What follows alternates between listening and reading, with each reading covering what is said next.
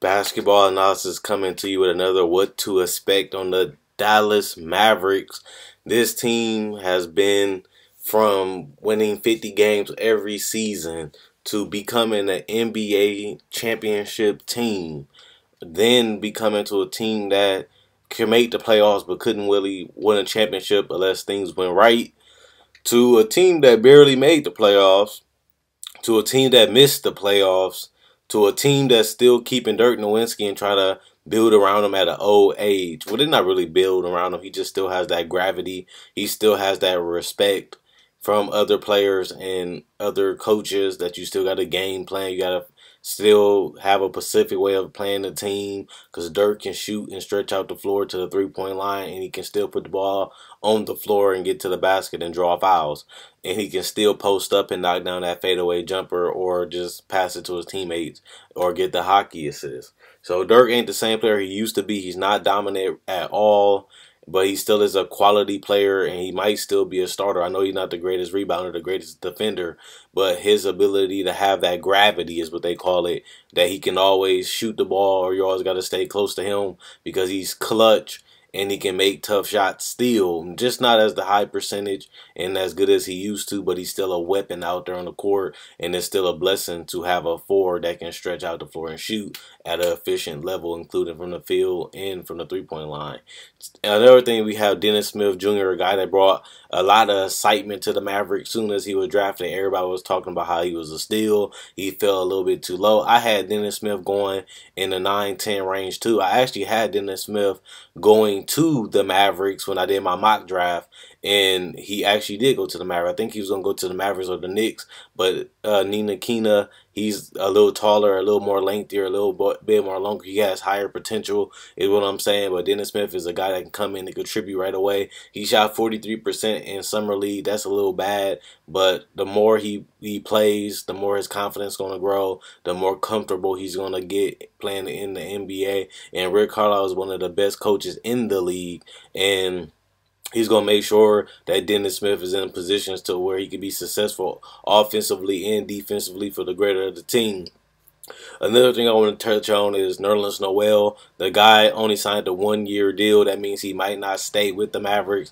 That means he can take a $5 million cut right now, and he can become an unrestricted free agent, which means he can sign with any team that he wants to. Obviously, the Mavericks traded for him because they wanted to keep him. They wanted to reach a long-term agreement. They only gave up, I think, 2 second-round picks, which really wasn't that much for an athletic, long, lanky, good, solid rebounder and rim protector, and a guy with loads of potential because he showed ability to knock down that mid-range jumper and that high post elbow jumper. So he only going to get better because he's still young and he's getting more healthier. Because remember, he was drafted with an ACL injury. It took him a while, but he put up NBA quality numbers. And I would like to keep him if I was the Mavericks, especially since they can build defense around him, as him being the #1 player that you can scheme after and forcing defenders into him so he can block shots or contest them.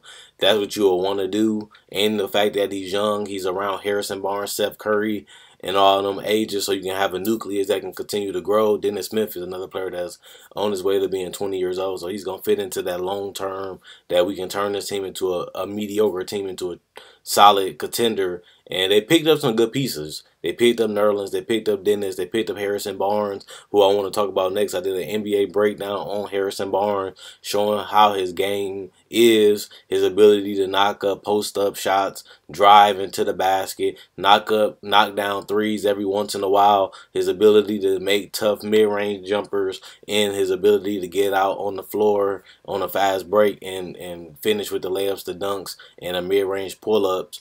And this guy averaged 19 points. He was averaging over 20 for the majority of the season.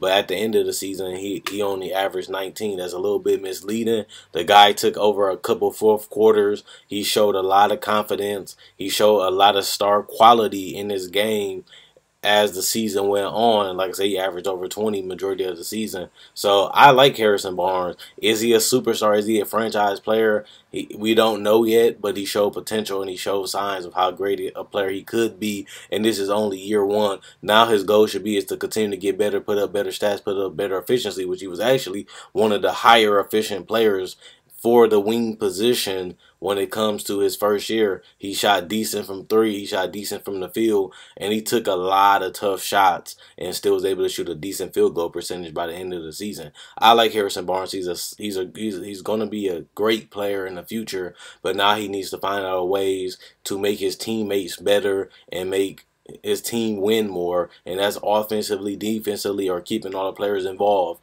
He always played within the system. He can get his shots isolation or feed off other players and get basically knock down shots. For being a decent shooter, he can play within the system or score in isolation. So Harrison Barnes is a guy that you definitely want on your team. He's a winner. He's an NBA champion. He did flop last year in the playoffs, in the finals, but he showed a lot of improvement this year, and he showed what he can do. And everybody was geared to stopping him and taking him out of his game, and he was still able to average 19 points a game on a good field number and three-point number. So his ability, he has to work on knocking down the spot up three and the corner threes at a higher clip, get up to that 37, 38, 40% range. If he do that, that would put him at 23, 24 points a game. If he can do the same stuff he did last year, but knock down threes at a higher clip, his numbers will go up just in general, and it will help his team, because then you will have to respect him and you will have to game plan to keep him out of the game. So if he can continue to improve his three-point percentage,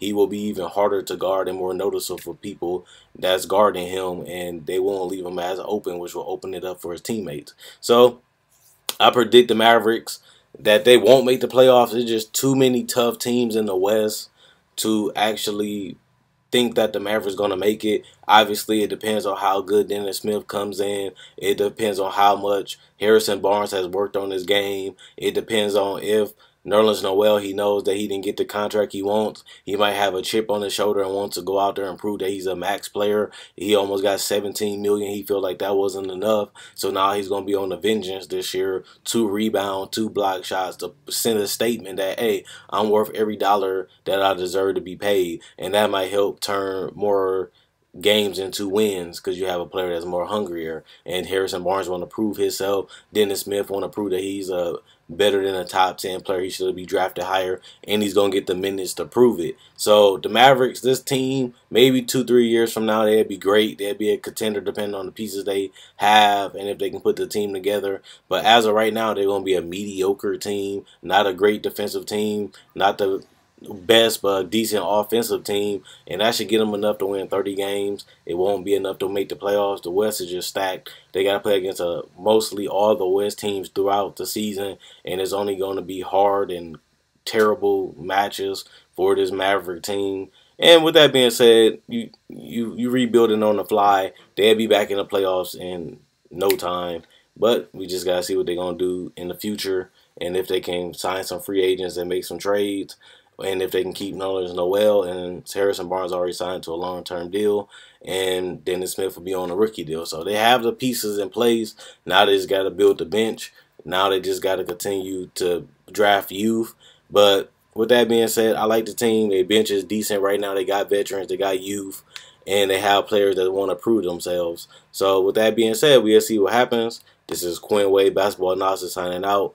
At the end of the day, check out my website, analysisplayground.com. It'll be in the description in the comment section below. Also, check out my Facebook page, analysisplayground.com. It'll be in the description in the comment section below. All you got to do is like the Facebook page just to show support, and that's all I'm asking you to do. Other than that, keep checking out my videos. Let me know what you think in the comment section below about the Mavericks.